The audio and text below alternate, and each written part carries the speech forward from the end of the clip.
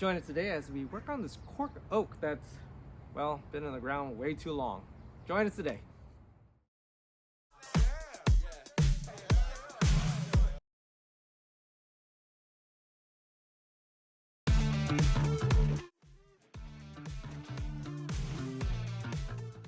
Well, welcome back everybody. So this is a cork oak that's been growing in the ground, actually in a pot, in the ground for the last 7 years. This tree was actually gotten or acquired from George Morinaka in Nopono about 7 years ago. Probably more than 7 years now. If you can get, I don't know if you guys can see the trunk. So the trunk was probably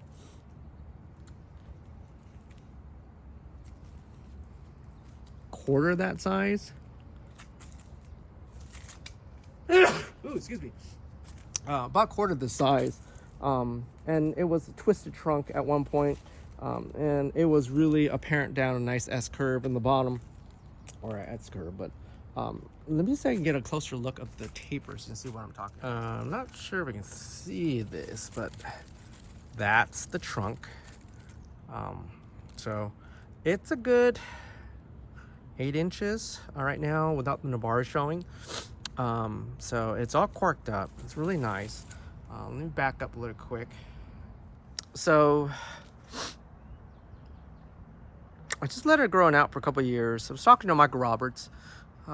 It is time to start a new leader, per se. So I let the spring growth kind of come out. You can see this is the beginning of summer growth, and this is probably the time of year that I would like to do it. The first, Michael Roberts is really crazy. He likes to defoliate the whole thing. I haven't figured out the timing of that yet. But what I'm going to do today is I'm going to trim most of the spring growth back.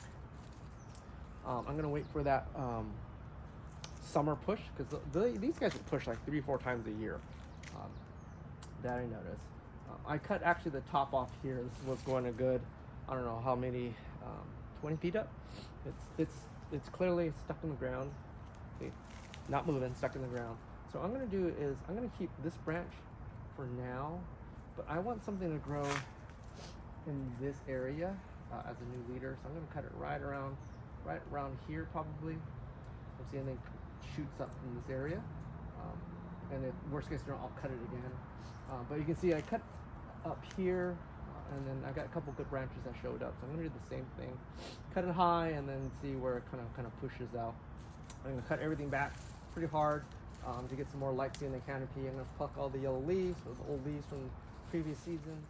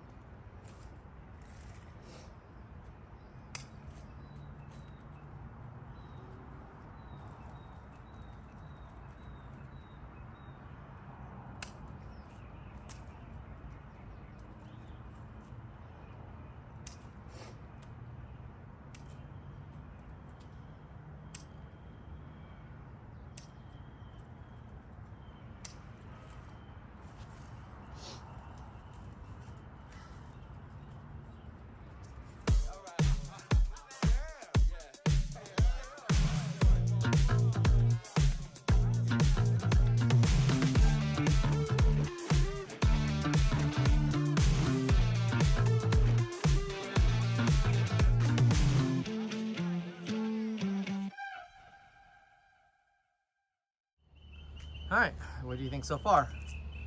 Cut out most of the branches that are really long and lanky, trying to get some more refinement on the branches. Let me get a little closer. You can see that. You can really see the trunk now. These branches are just, I want the lower branches to be much stronger, so I'm gonna let them go out. They will bud back. I left some greens on them still, some leaves on them still on the lower branches. You can really see the trunk now. The trunk is really highlighted. It probably needs to get repotted this season.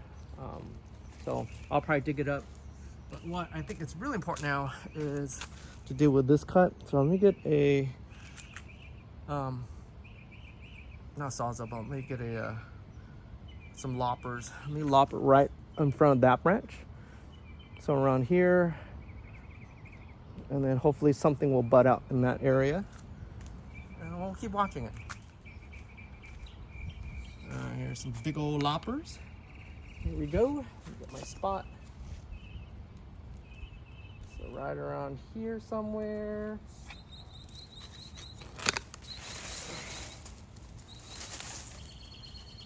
Nope.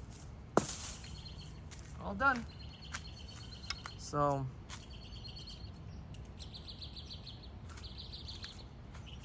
trim that guy a little bit. What do you think? This was it was coming for a couple years, so I'll update you guys when it bud back, when something pushes on top. That should be in about, probably my guess, about 2 months from now. Should bud back pretty hard, and then if it doesn't, well, got a great looking stump probably. If you guys like the video, like and subscribe. I'm gonna get probably Michael Roberts to watch this video and give me a critique. What he thinks. And if he doesn't like it, well, it's still gonna be in the ground anyways.